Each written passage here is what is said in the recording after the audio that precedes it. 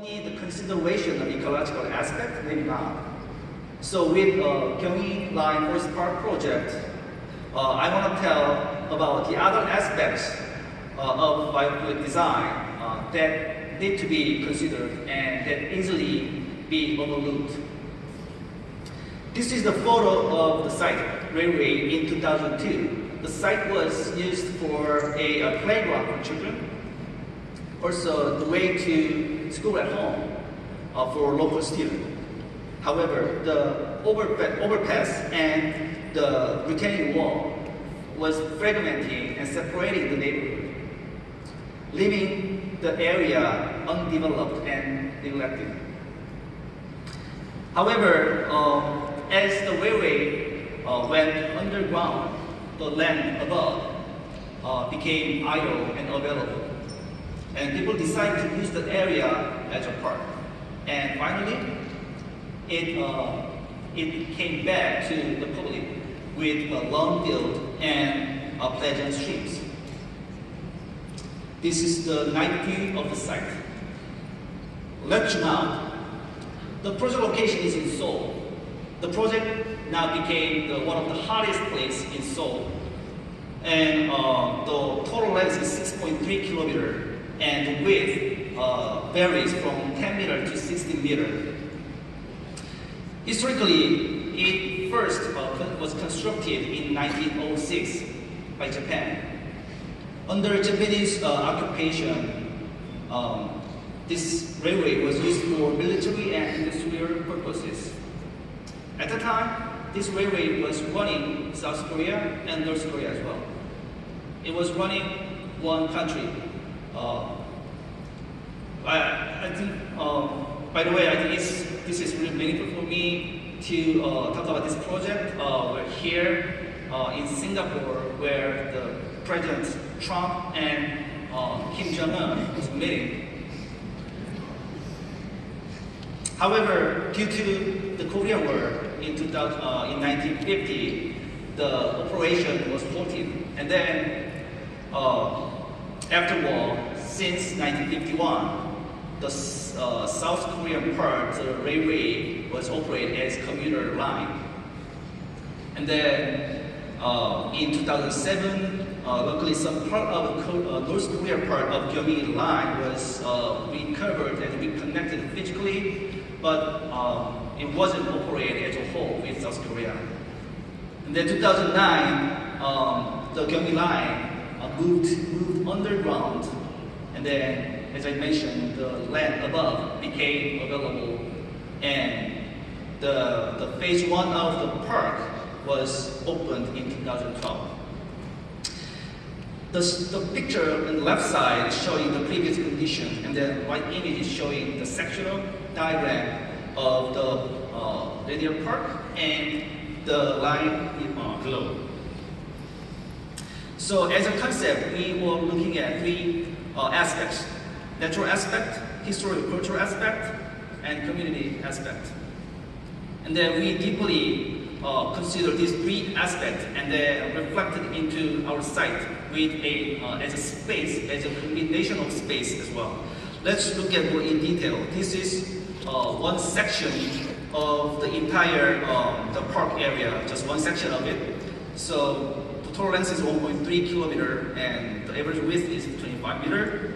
And the area was, along the railway, the area was densely filled with small residential and also workplaces and so on. And also there was a good quality existing trees, and we found that there is a streamlet that used to run near the site. Also, because the railway moved underground, there was a outflowing water from subway, which we need to consider. Also, we looked at the overall regional development plan as well. So, for the creation of the park, we chose three strategies. First, create ecological environment. So we created a forest, we created also streams that has resemblance to the streamlet that used to run near the site. As you see in the bottom diagram, because the railway moved underground, there was an outflow water from the subway. We pumped the water and then used as irrigation water, and then the overflow, any overflow goes to water feature inside, and then after that, the water moves to the existing stream nearby. So the water circulation is following the topography and also the existing water circulation as well. The second strategy is connecting urban fabric. We reconnect the separated pedestrian pathways through the park and create nodal point where the main park pathway meets the adjacent alley street. The third, park making through the resident participation. As a designer, we were trying to attract the local residents' participation from the design phase and to construction and management phase. And as a design, we try not to do a definitive design. Rather, we are pursuing open-ended design so that people can fill the open-ended design with their ideas and their desire and purposes, and then it can evolve with their operation. As a design motive, we found that there are so many design motives in the site that were exist before, like abandoned railway and adjacent forest areas, and wooden pathways laid over railways and stone walls and so on. The memories and traces of the previous railways as an overarching design motive. Those were reinterpreted and reflected into the park design in various ways.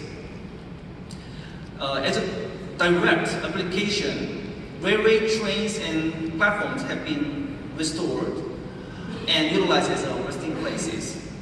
As a semi-direct application, railway ties and debris are recycled to make the new pavement and structures. And also, as an indirect application, metal, stone, and wood and the main materials composing railways create a consistent landscape in terms of texture and color. And also, the directionality originated from the old railway is reflected in planting pattern, paving pattern, structure, and form, and so on. This is showing the overall layout of the area. So now this area is called Yeoncheol Park. It was opened in 2015 and it became one of the hottest places in Seoul. Why is Yeoncheol Park? The name of the region is Yeonnam-dong, and people are using this place as Central Park in Europe. So it's called Yeoncheol Park. And this picture is showing the water feature. This water is pumped from the outflow from the subway, and then are used in this water feature. And this was showing pathways and showing existing trees on the side and the green stuff. And this showing the recycle of the previous material, and showing also the directionality, the application onto the site with paving pattern and different material. And you can see the cafe. This is the train. The blue train is the abandoned one. We brought that into the site and used as a cafe, and it's also operated by the community. This is also showing the previous kind of railway condition. It has some resemblance to the previous site and has some story with some the sculptures. And another view. And the water features. People are now gathering where the railway was, which once cut off their neighborhood. So as you see in these three pictures, previously it was just railway and abandoned idle land, and then it was open, the empty area, and then it became park. So the changes brought on by Intro Park that varies. The changes affect a lot in nearby commercial zone. Also, the people were creating new network with the park.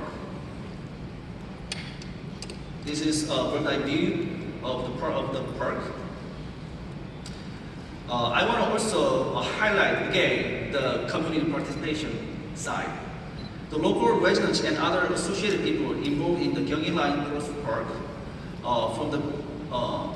from the beginning of its design phase, they organized an association by themselves, and then have been leading the park management, such as collecting public opinions, park promotion, hosting, and local events.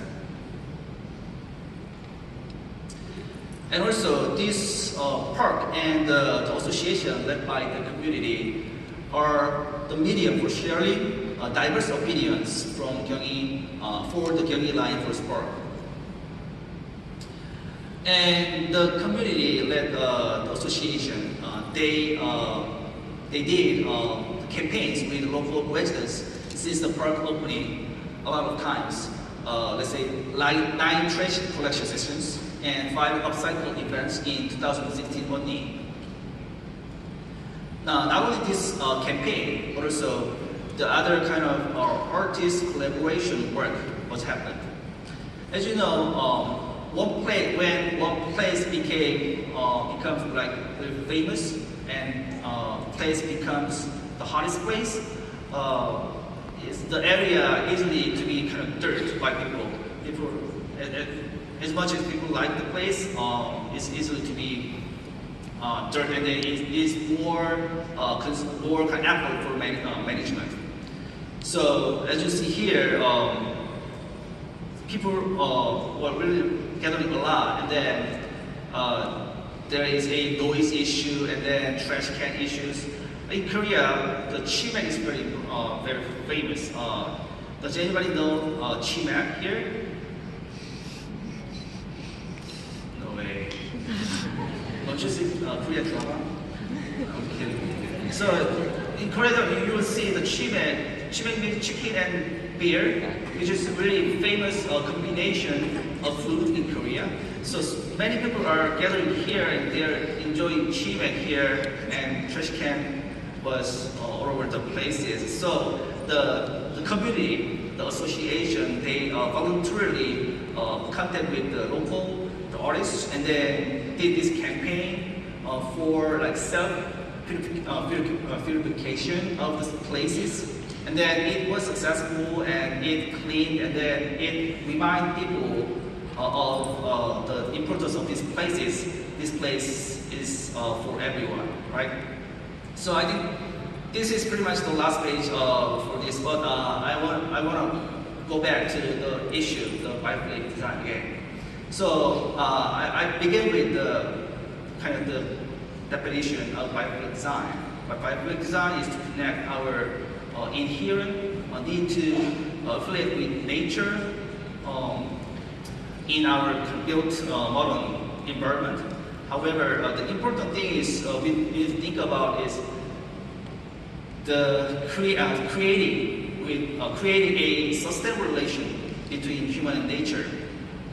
Let's suppose there are people living in an area with really cloudy, there's no sunshine, and they really need a sunshine, and then you design a kind of the multi-layered forest as an ecological way, and they don't really need that kind of stuff. And the design wasn't really considered with their cultural aspect as well. So people really do not use well the area, and then it's getting more kind of underused. And I know it is maybe an extreme example.